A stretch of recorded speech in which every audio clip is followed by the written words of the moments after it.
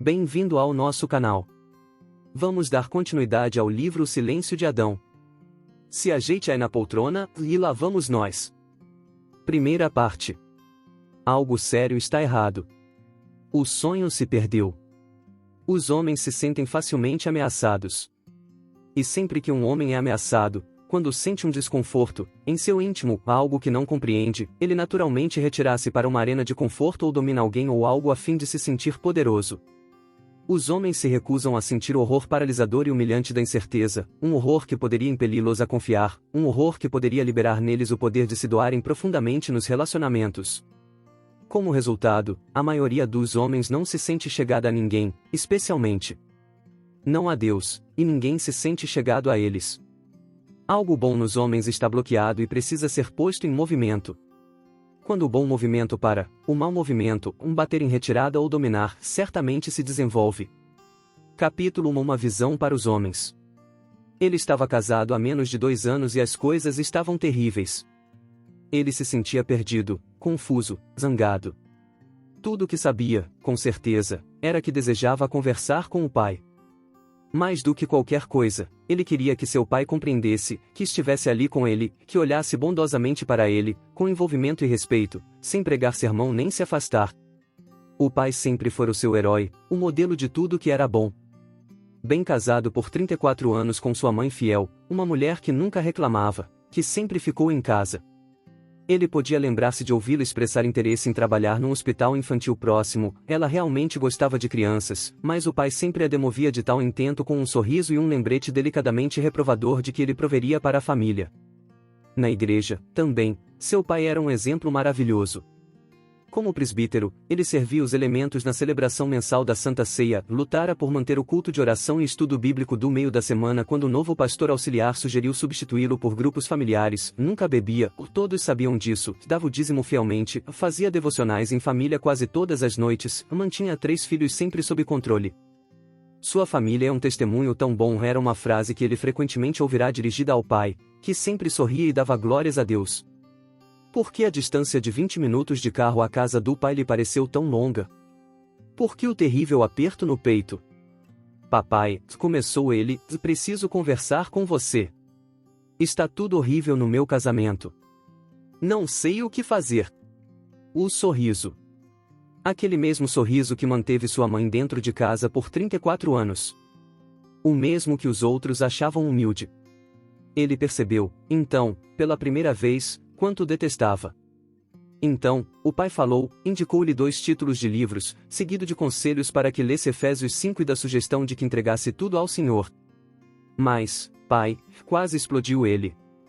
Já li esses livros, estudei Efésios 5 e orei da melhor maneira que conheço. Quero algo mais de você. O pai permaneceu imóvel, o sorriso se foi, substituído por um olhar que poderia matar, um olhar que o filho já vira antes, mas nunca dirigido a ele. Silêncio. Um momento apavorante de tensão, depois o pai levantou-se, sem dizer palavra, deixou a sala. Essa foi a primeira vez, admitiu ele mais tarde, que percebi que meu pai era um fraco. Pergunto-me como seria ver um homem que fosse totalmente entregue ao Senhor. Na parede ao lado da escrivaninha, em meu escritório, estão dependuradas as palavras de D.L. Moody, escritas, emolduradas e posicionadas de forma que eu as possa ver todos os dias. O mundo ainda está por ver o que Deus pode fazer com, para, através, em e pelo homem que lhe seja total e completamente consagrado. Tentarei ao máximo ser esse homem. Amo ler biografias, as histórias de homens como Oswald Chambers, C.S. Lewis, John Knox, Jonathan Edwards, Agostinho, Paulo e Jeremias. Ao ler sobre suas vidas, tenho a impressão de que nossas ideias modernas sobre maturidade masculina estão bem distantes do que os homens piedosos das gerações que nos antecederam compreendiam e praticavam. Nós falamos muito, hoje, sobre coisas como vulnerabilidade e coragem de sentir a nossa dor. Eles pareciam mais interessados em adorar e testemunhar.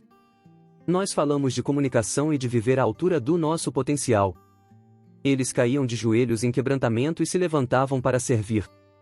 Pergunto-me se as virtudes que tentamos desenvolver eram naturais para aqueles homens de tantos anos atrás, cujas batalhas mais difíceis eram travadas contra qualquer coisa que os impedisse de conhecer a Cristo. Nós nos reunimos em pequenos grupos para compartilhar nossos sentimentos e discutirmos princípios para nos relacionarmos mais intimamente ou para edificar a autoestima. Eles empreendiam longas caminhadas com homens mais velhos que falavam com facilidade de Deus e que rompiam em oração em aviso prévio. Uma ocasião, durante sua noite escura da alma, que durou diversos anos, Oswald Chambers saíra para caçar coelhos com John Cameron, um velho amigo da Escócia, acompanhado de 2 cães. O propósito da caminhada era caçar, mas quando eles chegaram a uma ribanceira coberta de relva, Cameron sugeriu que se detivessem por algum tempo e orassem. Nós nos ajoelhamos e ele nos dirigiu em oração, escreveu Chambers sobre a ocasião. Então eu comecei a orar, mas o filhote Collie, que havia ficado perfeitamente quieto durante a oração do ancião, imaginou que eu nada mais tinha para fazer além de brincar com ele, e começou a correr por ali, pulando sobre mim, lambendo meu rosto, e ganindo de alegria. Cameron ergueu-se, severamente tomou o cãozinho pelo pescoço e falou: "Quieto, quieto. Eu sentarei sobre o cão enquanto você ora." E foi o que ele fez. Os homens religiosos de hoje têm encontrado, com demasiada frequência, um Deus conveniente, um Deus de utilidade imediata promovido por líderes que estão mais vibrantes pelas multidões de fãs do que pela oportunidade de quieta comunhão com Deus. O pecado mais duradouro na história de Israel foi cometido pelo rei Jeroboão, vejam Reis 12, especialmente os versículos 26, 33, que facilitou o culto das pessoas reduzindo Deus a uma divindade local, visível, e ele o fez simplesmente para promover suas próprias ambições. E funcionou. Ele conseguiu um grande número de adeptos e reinou em Israel por 22 anos. Grandes multidões podem produzir grandes coisas. Mas elas me atemorizam. A obra mais profunda, mais duradoura de Deus é feita com mais frequência em isolamento, num diálogo pessoa a pessoa, ou na discussão de um grupo pequeno. Às vezes, sua melhor obra começa nas grandes multidões, mas o que acontece ali pode ser facilmente tomado por algo acabado, quando não é mais do que algo começado. Grandes multidões ajudam os homens modernos a se sentirem homens. Quer estejamos torcendo pelo nosso time de futebol ou dando vivas ao nome de Jesus, enfrentamos nosso vazio enchendo com qualquer alvoroço que pudermos encontrar. Enormes ajuntamentos nos inflam com o que aparenta ser masculinidade autêntica. Os homens das gerações anteriores se defrontavam em batalhas intensamente pessoais que duravam anos, batalhas que esmoreciam somente quando eles se entregavam mais plenamente a Cristo, não apenas quando sentiam uma nova paixão varrê-los num grande ajuntamento ou quando descobriam algo novo sobre si mesmos na terapia. O gozo de encontrar a Cristo era liberado através do quebrantamento sobre o pecado, que levava a uma entrega reverente a Deus. Conhecer a Cristo intimamente se desenvolvia mediante uma obra profunda do Espírito de Deus que, por vezes, ocorria em grandes multidões mas, com maior frequência, durante longas temporadas de aflitiva oração em solidão. Pode-se argumentar que os homens, hoje, tendem a ser mais sensíveis no que diz respeito a relacionamentos do que os nossos severos antepassados. Talvez estejamos mais conscientes de que devemos ligarmos-nos em nossas esposas, filhos e amigos. Talvez estejamos aprendendo que os homens de verdade são tanto ternos quanto fortes, de maneira que os homens mais velhos nunca entenderam claramente. O movimento moderno de aconselhamento pode reivindicar uma boa parte do crédito por esse bom efeito. Mas, sejam quais forem os ganhos que tenhamos feito na sociedade moderna, eles têm sido grandemente destituídos de seu valor porque, a maioria de nós, perdeu a profundidade da conexão com Cristo que somente vem através do sofrimento inexplicado, do quebrantamento pungente e do arrependimento profundo. Este livro é um chamado para voltarmos aos caminhos antigos, não para desistirmos das boas lições que o pensamento do cristianismo moderno nos ensinou, mas para voltarmos a um enfoque muito mais forte sobre como nos encontrar à medida que nos perdemos em Cristo. Quero nos ver colocando de lado os esforços para solucionar nossos problemas, curar as nossas dores e recobrar a nossa autoestima. Quero limpar o palco para que Cristo seja destacado pela luz dos refletores, quero fixar a nossa atenção tão completamente em sua beleza e poder que qualquer outro pensamento seja perfumado com a sua fragrância. Adorar Cristo, orar a Ele, procurá-lo avidamente por toda a Escritura, humilhar-nos diante dele, em quebrantamento pelo nosso orgulho e nossa devoção morna, esperar em Ele para que nos encha com o seu Espírito, servi-lo com um propósito sincero e uma paixão que consome todas as outras, estes são os caminhos antigos aos quais precisamos retornar. Ao ler este livro, não perca de vista esta verdade simples: a única maneira de ser viril é, antes, ser piedoso. Em nossos dias, os homens estão procurando sua masculinidade mais do que estão procurando a Deus. Há homens demais cometendo o erro de estudar a masculinidade e de tentar praticar o que aprendem, sem prestar atenção suficiente em seu relacionamento com Deus. Será que realmente amamos a Cristo, ou a nossa paixão é mais programada e oscilante do que genuína e constante? Estamos crescendo numa santidade que atrai os outros, principalmente nossas famílias, a Cristo? Ou exibimos um fervor, e praticamos um ritualismo, que somente impressiona os outros pelo nosso zelo? Ron fazia parte de um grupo de homens, de sua igreja, que se reunia semanalmente bem de manhãzinha. Eles falavam sobre suas batalhas contra a lascívia, sobre as tensões em casa, preocupações no trabalho. Eles oravam e cantavam juntos. Se abraçavam e, às vezes, choravam juntos prestando contas, mutuamente, sobre o que estava acontecendo em suas vidas. Ron sempre deixava essas reuniões animadas e prontas, como homem, para conquistar seu mundo. Ele não podia ter ficado mais surpreso quando sua esposa um dia lhe pediu que deixasse de frequentar o grupo. Ela não estava gostando do efeito que o grupo tinha sobre ele. Ela sentia que ele saía de lá mais entusiasmado do que terno, mais resolvido a fazer a coisa certa do que a se envolver com sua família e amigos. Nossos melhores esforços para nos tornar varonis jamais produzirão a autêntica masculinidade enquanto não crescer em nossos corações um sentido permanente de adoração. E se pensamos que encontrar Cristo é algo que podemos fazer num seminário de fim de semana, então nossa adoração será superficial. Encontrar Cristo é um longo combate de aniquilamento do orgulho que passa pelo desespero e chega ao gozo incontrolável da plenitude do Espírito, passando novamente por um desespero mais sombrio a um gozo mais radiante ainda. Os homens que evitam esse combate experimentarão apenas um arrependimento superficial. Seu verdadeiro compromisso será para com coisas que não importam de fato. Eles jamais desenvolverão uma paixão capaz de tocar o centro de qualquer outra pessoa com amor vitalizador. Ron acabou deixando o grupo. Ele começou a se encontrar para o café da manhã com um senhor mais velho, da igreja, que havia notado por anos mais, de fato, nunca chegará a conhecer. Ron o ouvirá orar algumas vezes na igreja. Suas orações eram diferentes, pareciam conversas íntimas com um amigo muito amado. Por quase 4 meses, Ron encontrou-se com aquele homem, por vezes, todos os dias de uma mesma semana. Ron pediu que ele lhe falasse sobre sua vida, seu casamento, seu relacionamento com Deus. Aquele senhor sempre levava a sua Bíblia e muitas vezes a abria com o entusiasmo de um avô tirando as fotos do primeiro neto. Quando aquele senhor não pôde mais participar desses encontros, a esposa de Ron ficou desapontada. Homens que aprendem a estar mais fascinados com Cristo do que consigo mesmos se tornarão os homens autênticos dos nossos dias. Os homens desta geração precisam aprender a considerar o preço de seguirem a Cristo, o custo é fácil de calcular, tudo o que temos. Nós precisamos sentir o vazio de nossas almas até que nenhum custo pareça alto demais se nos levar a um contato com Ele. Precisamos resistir à influência da cultura cristã que valoriza a autodescoberta e a autossatisfação acima de nossa total entrega a Deus. Em suma, precisamos estar mais preocupados em conhecer a Cristo do que em nos encontrar. Se tudo isto de fato acontecer, então, daqui a 30 anos, mais crianças talvez descubram, na geração mais velha, um maior número de exemplos de homens piedosos, varonis. Talvez elas sejam levadas a buscar a Deus de todo o seu coração e alma, movidas pela poderosa coerência e amor não ameaçador que vem em nós. Eu tenho um sonho.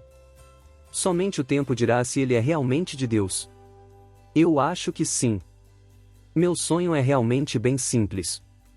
Ao olhar 30 anos no futuro, vejo alguns grupos espalhados aqui e ali, através do cenário cristão, nos quais caráter piedoso e sabedoria espiritual serão mais prestigiados do que diplomas e habilidades, e mais valorizados do que realização e competência. Vejo uma comunidade de pessoas que lutam, atormentadas por todos os males advindos de terem de viver num mundo que nunca fomos projetados para suportar, batalhando contra inclinações e impulsos que nunca foi intencionado que sentíssemos. Vejo pessoas cujos casamentos são terríveis, cujos filhos despedaçaram sua esperança de uma família feliz, cujas emoções estão descontroladas, que passam noites horrivelmente longas aterrorizadas por lembranças de abuso indizível na infância, que se sentem tão magoadas pela rejeição que têm a impressão de que seus corações estão sendo arrancados fora do peito, que se odeiam por causa dos impulsos sexualmente pervertidos que devastam seu íntimo, que chegam perto de desistir de toda esperança sob o peso de infinita solidão. Em meu sonho, vejo essas pessoas fazendo algo que muito poucos estão fazendo hoje na vida real. Eu as vejo passando além do consultório que ostenta uma placa anunciando um profissional cujo treinamento garante competência técnica mas não um caráter piedoso. Vejo-as devolvendo livros à prateleira da livraria cristã, os livros cujas sobrecapas prometem falsamente para agora o que somente o céu proverá mais tarde. Vejo-as apanhando um folheto que promove o seminário do qual todo mundo está falando, olhando e depois colocando-o de volta no lugar. Vejo essas pessoas entrarem tropeçando na sala de estar de uma viúva solitária, encaminhando-se para uma lanchonete a fim de passar algumas horas com o viúvo cansado, batendo a porta do escritório onde alguém que está revestido de humildade e ansioso pelo céu, espera, alguém que é desinibidamente fiel ao apontar de maneira calorosa para Cristo. Antevejo uma geração na qual mentores não sejam tão escassos, na qual, pastores e presbíteros, gozem novamente de alta consideração porque pastoreiam e presbiteram, na qual, líderes cristãos não sofrem mais a exigência de administrar ministérios do modo que executivos constroem corporações, antes, são reverenciados como homens de influência piedosa. Se eu olhar com força o meu sonho, posso ver um exército de homens e mulheres sábios distribuídos entre o povo de Deus, armados apenas com discernimento delicado e sabedoria penetrante, qualidades de caráter que foram forjadas nas chamas do sofrimento. São esses os que pagaram um preço que poucos estão dispostos a pagar. E o pagaram continuamente por anos, sem alívio.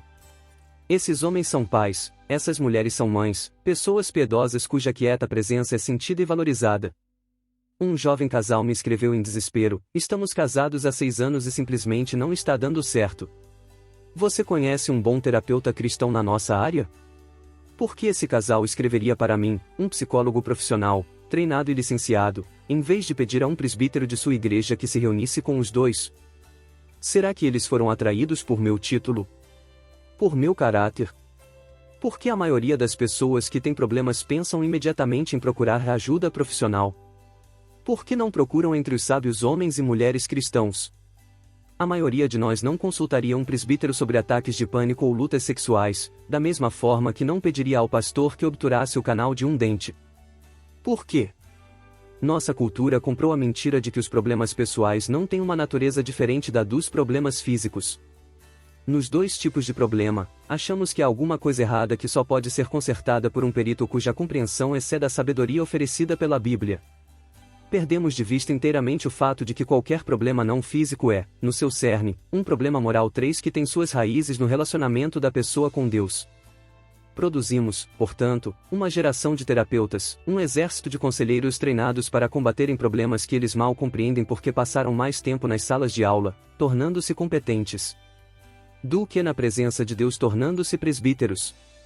Perdemos interesse em desenvolver mentores, homens e mulheres sábios que sabem como chegar ao verdadeiro cerne das coisas e que têm o poder de trazer recursos sobrenaturais para agir sobre o que está errado. Se meu sonho se concretizar, toda a nossa cultura mudará. Como um terremoto que muda dramaticamente a paisagem, assim meu sonho, se concretizado, alterará profundamente nossas mais queridas instituições. Ele despedaçará nossas premissas mais profundamente enraizadas de como devemos viver nossas vidas. Tudo que não é material mudará. Coisas que têm base em fatos científicos e em procedimentos testados empiricamente naturalmente não serão afetadas. As técnicas cirúrgicas e projetos de engenharia para construir arranha-céus não serão mudados pela revolução com que sonho, como também não mudará o uso legítimo de medicamentos para ataques de pânico, disfunções obsessivo-compulsivas e alguns casos de depressão. Mas, a maneira como fazemos igreja, como influenciamos vidas, como provemos liderança social e moral, como vivemos juntos em famílias e em comunidades, e isso será radicalmente alterado. As celebridades se tornarão obscuras. Algumas frases de um presbítero significarão mais do que todos os segredos de vida eficaz compartilhados por um comunicador aplaudido num seminário de fim de semana. Grandes eventos cristãos serão limitados a evangelismo ou a oração significativa, adoração apaixonada, ou instrução bíblica. As pessoas cobiçarão mais uma noite na casa de um conselheiro do que a oportunidade de comparecer a uma reunião para motivar pessoas. Elas saberão que, a primeira, tem mais poder para mudar suas vidas do que a segunda. Banquetes de premiação na comunidade cristã serão menos parecidos com eventos de Hollywood. As pessoas serão oradas de uma forma que significativamente as deprecie em vez de elevá-las como mais significativas por causa de suas realizações. Ninguém competirá com Cristo pelas mais altas honrarias. Em meu sonho, eu vejo uma geração de conselheiros, presbíteros sábios que são mais valorizados do que especialistas treinados para nos ajudar a responder aos desafios da vida, homens e mulheres piedosos cujo poder e sabedoria atingem mais profundamente as nossas almas do que o conhecimento e a habilidade de um perito. Se é para meu sonho se realizar, será preciso um milagre de Deus, não o pseudo-milagre do tipo espalhafatoso que detona um movimento, mas do tipo sólido, profundo que pode dar início a uma reforma. Já tivemos movimentos o suficiente, acontecimentos suficientes daqueles que criam enormes séquitos e chegam às manchetes. Mas não termos tido nenhuma reforma por bom número de anos. Talvez tenha chegado a hora. Meu sonho se resume numa frase tão simples quanto profunda: se os homens se tornarem homens, o mundo se transformará. É verdade também que se as mulheres se tornarem mulheres, o mundo se transformará.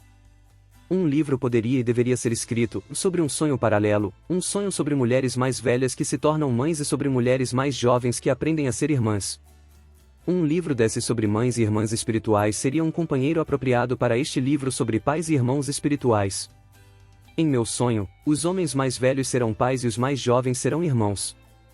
Quando os homens em todo o mundo recobrarem sua voz, liberarem seu poder e recapturarem o gozo ao seguirem o chamado de Deus para se tornarem homens autênticos, a própria natureza da comunidade cristã mudará. Esse é o meu sonho. Mas, estou preocupado. Estou preocupado com as próprias coisas que deveriam me tranquilizar. Estou preocupado com a quantidade de atenção que todo este tópico de masculinidade está recebendo. Estou preocupado com o fato de que qualquer bem que esteja se desenvolvendo seja desfeito num futuro revide, quando o movimento masculino for exposto como uma edificação sobre areia. Estou preocupado com o fato de não estarmos enfrentando os terríveis problemas dentro de nós que desfiguram a nossa masculinidade, problemas que somente uma cirurgia dolorosa e prolongada pode curar. Estou preocupado com o fato de termos fixado os olhos baixo demais, de estarmos correndo atrás de algo muito fácil de alcançar, de que um amor mais profundo por Cristo não esteja no centro das coisas. Talvez estejamos nos contentando com uma falsificação da verdadeira masculinidade. Às vezes me parece que esta ideia de se tornar um homem de verdade foi reduzida a uma moda cultural, a um mero movimento acompanhado dos elementos de sempre, o entusiasmo de grandes multidões, a esperança de novas fórmulas, a inspiração de palestrantes desafiadores, a determinação de compromissos bradados, e as ideias dos gurus de plantão. O que não precisamos é de uma explosão temporária de determinação e paixão. O que de fato precisamos é de reforma, aquela obra de Deus marcada por repetidos ciclos de quebrantamento, arrependimento, perseverança e gozo. Precisamos que Deus nos dê poder para adentrarmos o mistério dos relacionamentos num nível de conexão vitalizadora que o entusiasmo e os lemas jamais podem produzir. Precisamos abandonar-nos a Cristo de uma forma que libere tudo o que o Espírito colocou dentro de nós. Precisamos determinar, detalhadamente, o custo de tornar-nos homens até que o apelo de qualquer coisa inferior desapareça e apenas o chamado de Deus permaneça. Se for para nos tornarmos uma geração de conselheiros e termos uma cultura cheia de homens de caráter e visão, homens que possam conduzir a próxima geração à verdadeira santidade, então precisamos cuidadosamente considerar como os homens se parecerão quando Cristo, neles, for formado. Em dias em que a capacidade de Satanás nos vender uma falsificação do que é verdadeiro está no auge, em que é bem provável que confundamos um caminho confortavelmente estreito com o que é mais estreito ainda, precisamos começar com uma ideia clara da aparência que tem o milagre da masculinidade. Capítulo 2 Homens viris e homens pouco viris. Dessa vez ele estava em sérios apuros. Na verdade ele já havia ofendido pessoas importantes antes, o suficiente para se meterem em encrencas, mas nada tinha sido tão complicado quanto agora. Seus amigos queriam ajudar, eram todos jovens, fortes, determinados, na primavera da vida, ansiosos por irem em busca daquilo em que acreditavam. Eles se reuniram para debater o que poderiam fazer. Nenhuma de suas ideias adiantou grande coisa. As coisas tinham ido longe demais. E eles sabiam disso. A conversa, aos poucos, passou de ideias para reclamações. Eles estavam zangados. Simplesmente não era justo. Política. Era só o que era. Política suja e podre. Logo depois da reunião, um deles, um homenzarrão de pele cor de azeitona ressecada por conta dos muitos dias passados no mar, tentou comprar briga com um bajulador do outro lado, achando que seria mesmo gostoso bater em alguém. Até os nomes feios davam certo alívio. Mas por que ele não fazia algo? Era dele, afinal, a batalha, uma batalha pela sua vida. O pessoal estava apavorado. Todas as suas esperanças estavam ruindo. O que fariam? O que lhes aconteceria se ele lhes fosse tirado? Era só nisso que conseguiam pensar. De repente, ele os convocou para uma reunião. Ótimo! Agora estamos chegando a algum lugar. Ele tem um plano. Está pronto a mover-se, a assumir o comando como um homem. Mas tudo o que ele disse foi: as coisas vão ficar muito difíceis. E isso está começando a mexer comigo. Quero que vocês fiquem por perto. Eles já o tinham visto perturbado antes. Mas não assim. Queriam continuar envolvidos com ele. Mesmo. Mas era difícil ficar por ali, impotentes, apenas observando. E não tinham dormido há vários dias. Por que ele não se defenderá quando o interrogaram? Ele tinha amigos influentes. Por que não apelou para eles? Ele não estava fazendo nada para se ajudar. Parecia resignado, não, disposto a suportar terrível dificuldade como se fosse seu destino. Ele permaneceu muito quieto, muito calmo, após aquela única vez em que desmoronou. Como conseguia manter a cabeça fria e não vociferar por justiça ou vingança? Depois de tudo aquilo, até o finalzinho, ele se preocupava mais com seus amigos e seus inimigos do que consigo mesmo, ainda fosse ele quem enfrentava o pior pesadelo. Alguém que o vinha observando por algum tempo colocou em palavras o que muitos estavam pensando: ninguém jamais falou como este homem. Este livro é um pequeno esforço em animar os homens a pensarem seriamente sobre o que é necessário para se tornarem homens piedosos, homens para quem algumas pessoas, nas suas comunidades, olharão como presbíteros, homens que serão conhecidos mais por sua influência piedosa do que por seu talento e realizações. Nossa cultura está agora dividida em dois grupos de pessoas, alguns peritos importantes, teólogos treinados, pastores populares, empresários influentes, profissionais habilidosos, líderes inspiradores de seminários, especialistas em autoajuda e gente de classe média que vive confortavelmente com seus bons empregos e lindos filhos, gente boa que leciona na classe de jovens casais, na igreja, e todos os outros, as pessoas comuns que cuidam de sua vidinha cotidiana desfrutando quaisquer prazeres que possam obter e suportando as dificuldades da melhor maneira que podem. Essas são as pessoas sem as macias almofadas do dinheiro, conforto e prestígio para protegê-las das questões difíceis e da verdadeira dor, pessoas que se perguntam se aquilo que experimentam é realmente tudo o que existe na vida.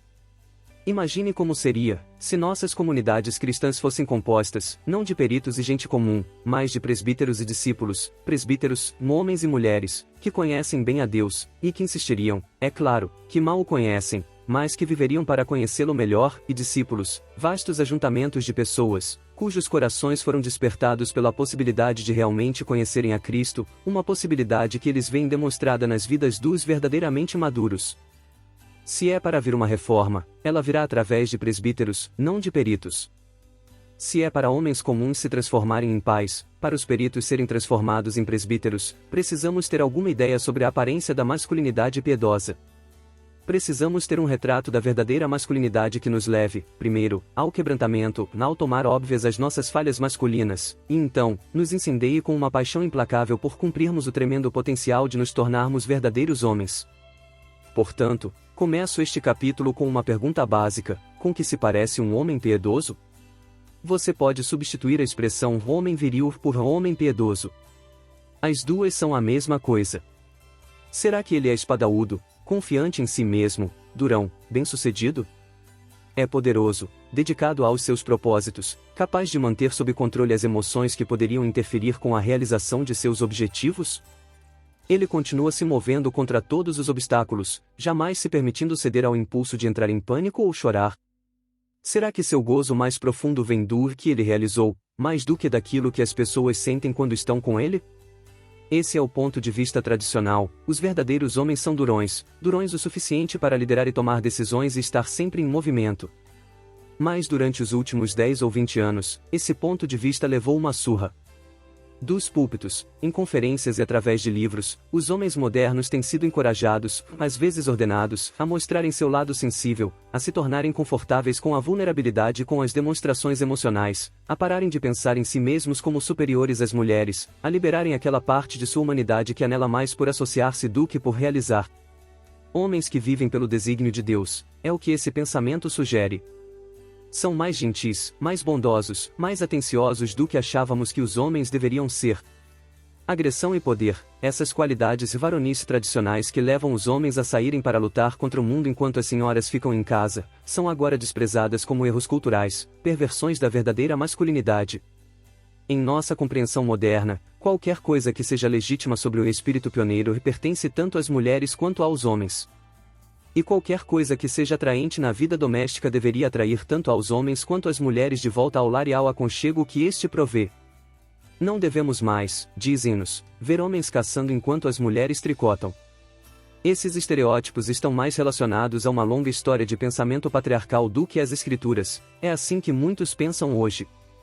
Mas, os homens têm muita dificuldade em largar seus arcos e flechas e apanhar linhas e agulhas. O movimento moderno dos homens, agora a todo vapor, brotou parcialmente como reação à ideia de que os homens devem se tornar mais sensíveis relacionalmente, mais afeminados, conforme alguns têm expressado a ideia. Robert Bly deu início a isso com seu livro, Iron John João de Ferro, no qual escreveu sobre um ardor dentro de todos os homens que está esperando para mover-se poderosamente na vida. Em Fire in Libelle, o fogo nas entranhas, Sankey acrescentou seu vibrante chamado a que sopremos o fogo em nossas entranhas, a que abracemos e liberemos nossas mais profundas paixões. Nenhum desses homens, nem a maioria dos líderes subsequentes ao movimento masculino, deseja retornar ao estilo John Vine de masculinidade, no qual os homens eram mais durões do que ternos, mas expressaram uma preocupação legítima de que algo primitivo e básico sobre a natureza da masculinidade corre perigo de ficar perdida na luta da cultura para defini-la. E eu concordo. Algo se perdeu. Mas o que exatamente? A ideia de um ardor primitivo encontrou ressonância dentro dos homens. O chamado para viver paixões mais básicas do que sucesso e sexo foi ouvido por milhares. Quando os homens se erguem, juntos, em enormes reuniões dos Promise Keepers e resolvem honrar suas responsabilidades, algo profundo que existe no coração dos homens é liberado. E por isso devemos todos ser gratos. Ardor, paixão, determinação, são essas as qualidades no âmago da masculinidade que foram perdidas e estão agora sendo redescobertas? Por razões apresentadas no restante deste livro, creio que já estamos mais perto do âmago absoluto da masculinidade, mas ainda não o atingimos, pelo que temos visto até agora nos movimentos masculinos. Algo foi perdido. Há algo errado com os homens. Algo bom que Deus colocou dentro de cada homem, algo que adquire vida somente através da regeneração, não foi liberado na maioria dos homens. Por essa razão tão poucos homens são presbíteros. Como forma de introduzir a minha compreensão da masculinidade, permita-me encorajá-lo a pensar em masculinidade como uma energia, um impulso natural dentro do coração de todo homem, um poder e um ímpeto de mover-se na vida de um modo particular. Homens nos quais a energia masculina é suprimida, ou distorcida, são homens pouco viris, não piedosos, não importa o que a cultura os considere. Os homens serão varonis somente quando viverem no poder da energia masculina liberada. Mas, o que exatamente estou querendo dizer com isso? Para desenvolver uma ideia mais clara de com que se parece à masculinidade liberada, talvez, antes, fosse útil dar uma breve olhada num homem não autêntico, alguém cuja energia viril permanece adormecida ou que a expressa de forma corrompida. Homens não autênticos. Se você estiver num relacionamento com um homem pouco viril, provavelmente o perceberá, item controlador, impessoalmente poderoso, item destrutivo ou perigoso, item egoísta, comprometido, acima de tudo, a sentir-se de certa maneira sobre si mesmo. O homem pouco viril controla as conversas, ele manipula a família e os amigos, arranja sua vida de modo a evitar qualquer coisa que não esteja certo de poder enfrentar. Ele não confia em ninguém, não profundamente. Ele trabalha duro para colocar-se sob uma luz favorável, numa posição da qual ele sai por cima ou pelo menos sem ser desafiado. Não é um bom ouvinte. Ele raramente faz perguntas significativas, preferindo oferecer opiniões ou permanecer calado. Ninguém se sente buscado por ele, exceto quando sua amizade pode ser uma vantagem. Quando ele chega a demonstrar interesse por você, dá a impressão de um vendedor de carros pedindo para ver uma foto da sua família. Ele é destrutivo. Suas palavras e ações prejudicam as pessoas, embora os colegas possam sentir-se encorajados e desafiados por algum tempo, às vezes um longo tempo. Os membros de sua família sentem os danos mais cedo e mais profundamente mas, geralmente, estão apavorados demais para admitir isso, mesmo para si próprios. Frequentemente, o verniz de bondade e afabilidade é tão espesso que o dano só é sentido com um poder cumulativo que destrói lentamente, como pequenos indícios de veneno na água que bebemos. Ele pode ferir as pessoas diretamente com sarcasmo e maldade pura, ocasionalmente com violência. Com maior frequência, o dano é causado pela indiferença e retração, os tipos de armas que fazem você se sentir culpado ou estranho ao ser atacado. A esposa do homem pouco viril raramente sente que é apreciada. Ela pode nunca lhe dizer isto, mas frequentemente se sente usada, depreciada ou odiada. Os filhos e amigos desse homem guardam distância. Estão zangados demais ou amedrontados demais para chegar perto. Seu egoísmo nem sempre é aparente, mas se revela claramente nas horas difíceis.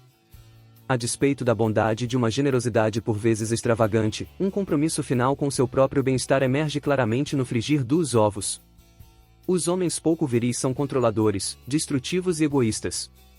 Mas essas características descrevem apenas o que é visível para os outros, o que as pessoas sentem em sua presença. Arranhe abaixo da superfície, que às vezes é espessa, e você descobrirá que existe, sustentando essas ervas daninhas, um sistema de raízes que tem uma obstinada vida própria. Em profundezas que geralmente permanecem inexploradas, os homens emasculados se sentem impotentes diante de sua determinação de controlar. Uma odiosa fúria energiza sua destrutividade e eles estão apavorados a ponto de verem o egoísmo como sua única esperança de sobrevivência. Olhe dentro do homem pouco viril e você encontrará um homem impotente. Zangado e apavorado tentando fazer sua vida funcionar através do controle, da intimidação e do egoísmo. As 3 primeiras características, controlador, intimidador, egoísta, são típicas do estilo em que o homem emasculado se relaciona, típicas de como ele se mostra. As 3 segundas, impotente, zangado, apavorado, representam as batalhas sendo travadas na profundeza de sua alma, abaixo do seu estilo de relacionamento. Vamos examinar com mais atenção esse segundo conjunto de características, que representa o que está ocorrendo dentro do homem emasculado. Impotentes. Brent tinha um histórico de se afastar das mulheres bem no ponto em que o próximo passo seria o compromisso. Ele explicou esse padrão da seguinte forma: eu simplesmente não estou certo se tenho em mim o que é necessário para fazer um relacionamento funcionar. O que acontecerá se ela exigir que eu faça algo que não posso fazer, ou seja, alguém que não sou? Os homens que se sentem impotentes gostam que as coisas sejam previsíveis. Eles não gostam de surpresas. O inesperado é uma aventura emocionante apenas quando ocorre em áreas nas quais o homem pouco viril se sente especialmente competente. A adrenalina flui num cirurgião experiente quando algo sai errado na mesa de operação. Talvez, mais tarde, ele admita que ficou com medo, mas faz o que precisa ser feito no momento, e o faz bem. Empresários com um histórico de sucessos, às vezes, demonstram nervos de aço e bom julgamento em crises que levam homens inferiores a cair, tremendo, de joelhos. Em cana, dores experientes com talento para farejar o que está errado e saber exatamente o que consertar ficam entediados com canos entupidos e vazamentos rotineiros. Problemas maiores lhes dão a oportunidade de exibir o que sabem. Intelectuais erguem-se à altura do desafio de um debate.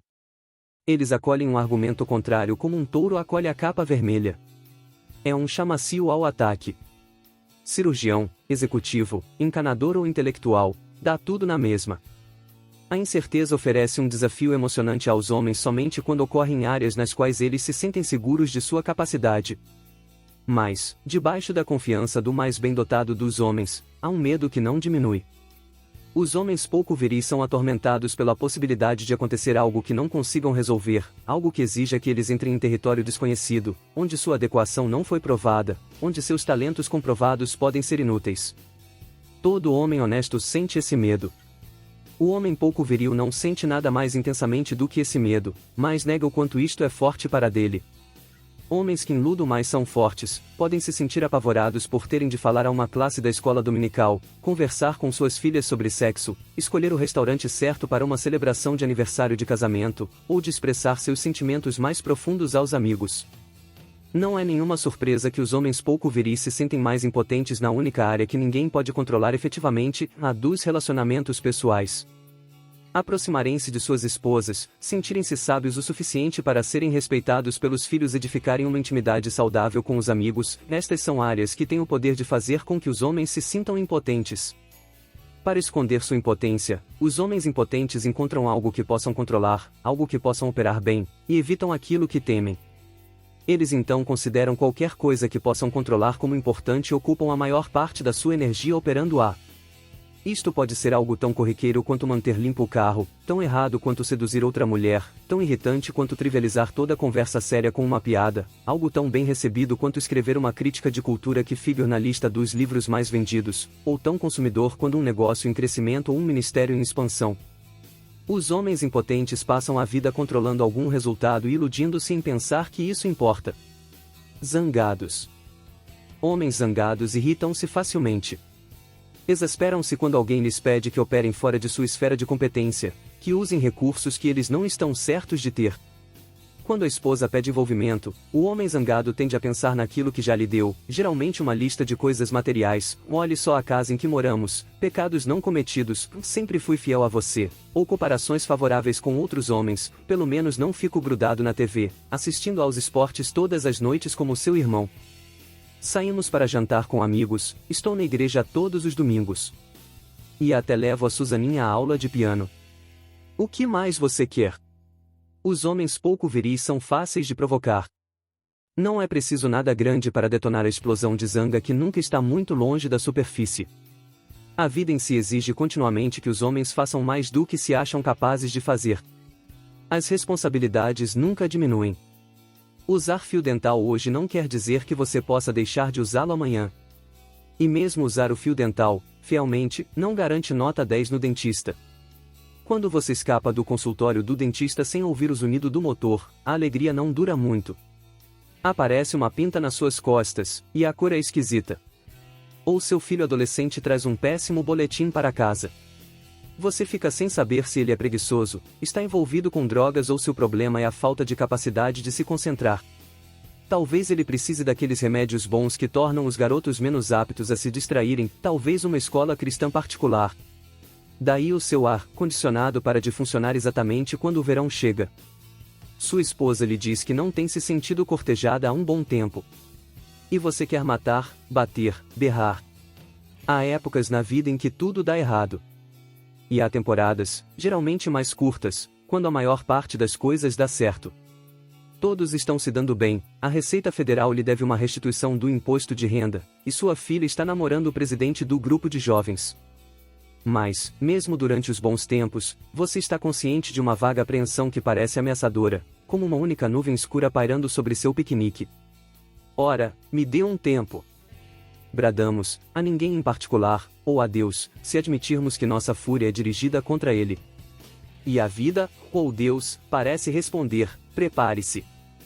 O outro sapato vai cair. Quando? Quero surpreendê-lo. Isso é suficiente para deixar qualquer um louco. E a zanga? Do tipo que a maioria de nós sente justifica, confiavelmente, ações que, para uma mente não zangada, seriam de pronto reconhecidas como erradas. As ações que parecem certas, quando estamos zangados, causam danos aos outros e fazem com que nos sintamos melhor. Gostamos dos dois efeitos. Mas a satisfação é superficial e breve. Acaba dando lugar ao vazio. E nos sentimos menos capazes de enfrentar a exigência ininterrupta da vida para que continuemos nos movendo. Chega um ponto em que não podemos pensar em nada além de vingança. O impulso ruidoso por destruir não se torna um padrão fixo na maioria dos homens, mas atinge grau de fervura e feroz intensidade em momentos inesperados. Os homens pouco viris se sentem estranhamente bem quando percebem, dentro de si, um poder capaz de destruir. E se sentem melhor ainda quando liberam. Essa liberação da energia masculina corrompida pode tomar a forma de sarcasmo, de piadas só para iniciados que, propositalmente, excluem os outros, do uso de um intelecto brilhante para intimidar ou de simples negligência. Ela pode ser experimentada mais violentamente através de fantasias ou de abuso físico. Quando o homem não está experimentando o gozo que somente a liberação de energia masculina pode criar, ele é atraído para o prazer do poder. Os homens destrutivos não são viris, estão loucos com a energia da masculinidade distorcida, estão loucos com as pessoas e a vida, estão loucos com Deus. Estão cheios de julgamento vingativo contra todos, menos com eles próprios. Quando vou atrás de alguém que está descendo lentamente um lance de escada tenho, por vezes, o impulso de ajudá-lo a descer mais depressa. A ideia de empurrar alguém e vê-lo rolar escada abaixo pode ser tentadora. Aterrorizados. E se a vida revelar que sou um fracasso, alguém que não consegue lidar com suas necessidades básicas? E se eu for incapaz de lidar de maneira eficaz com questões que, devo admitir, são realmente importantes? E se eu arruinar tudo, minha família, minhas amizades, meu emprego, e ficar sozinho, um perdedor despido para todos verem? E se eu enfrentar o fato de que todo o meu dinheiro, meus bens materiais e os bons tempos não preencheram aquele terrível vazio que existe na profundeza do meu íntimo? Os homens pouco viris vivem com um terror mudo que, assim como a pressão alta, mata lenta e silenciosamente. O terror não vai embora. Geralmente permanece escondido sob a capa do sucesso, sociabilidade e rotina. Às vezes ele entra em erupção.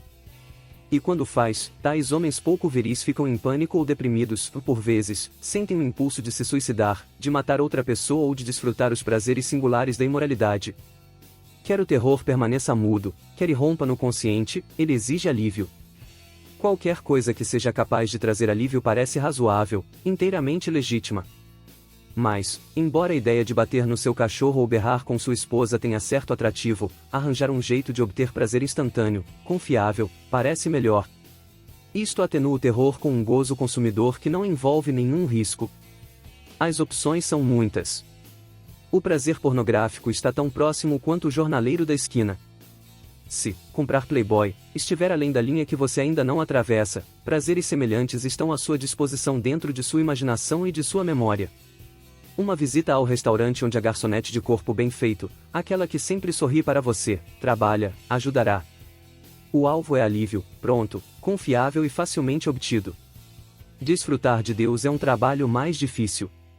Os homens aterrorizados querem alívio agora. Permitam-me resumir. Quando a energia masculina não é liberada, quando é suprimida ou distorcida, os homens, sentem-se impotentes, por isso compensam. Dedicando-se a controlar alguma coisa. Tornam-se homens agressivos. 2. Experimentam fúria e se convencem de que a vingança lhe é devida. Tornam-se homens abusivos. 3. Vivem com um terror para o qual não há solução ou escape, apenas alívio. Eles atenuam o terror com prazer físico e tornam-se homens viciados. Homens viris. O homem autêntico é muito diferente. Quando a energia que Deus colocou dentro do homem é liberada, o homem sabe que é forte, não impotente. Homens fortes tomam a iniciativa, mesmo quando não estão certos do que fazer. Sua vocação de refletir Deus, em sua forma de se relacionar, os motiva mais do que seu desejo por poder ou seu medo de impotência. O homem viril não é um homem agressivo, é um homem ativo, envolvido em oferecer relacionamentos de boa qualidade aos outros, mais dedicado a desenvolver a força que outros possam desfrutar, do que em obter, para si próprio, uma sensação de poder e controle. 2. Esse homem experimenta um estilo de vida menos zangado, não se sente tão ameaçados. Alguns chamam isso, paz. Para ele, a frase, mais do que vencedor significa algo, mesmo durante os momentos difíceis da vida. A dor do homem viril não o impede de sentir os apuros dos outros, mesmo quando as dificuldades deles forem menos agudas do que as dele próprio. Ele tem a coragem de enfrentar sua experiência honestamente. Portanto, sente a tristeza de viver num mundo decaído e a solidão de viver numa comunidade imperfeita. Mas sua tristeza e solidão geram somente uma ira santa, do tipo que desperta compaixão pelas pessoas enquanto permanece ofendida pelo pecado. O homem liberado não é abusivo, é um homem manso, não fraco, um homem, cujo poder é controlado para bons propósitos. 3. Esse homem encontra uma resposta para o seu terror na liberdade. Não importa o que aconteça na vida, os homens viris sempre encontram espaço para se mover. Há sempre algo para ser, mesmo quando não houver nada para fazer. Quando suas famílias se desfazem ou seus negócios desmoronam, os homens viris, assim como os pouco viris, são tentados a explodir em vingança ou refugiar-se no alívio.